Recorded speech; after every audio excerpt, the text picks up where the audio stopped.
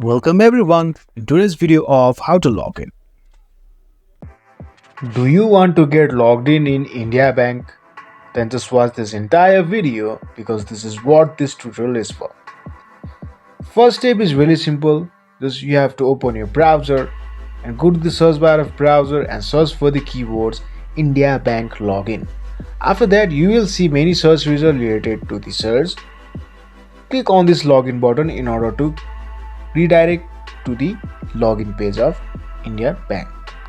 And here is the official login page of India Bank. You have to fill up the user ID and fill up the captcha in the screen. In my case, there is a captcha 2K8W. If you forget your user ID, click on this forget user ID.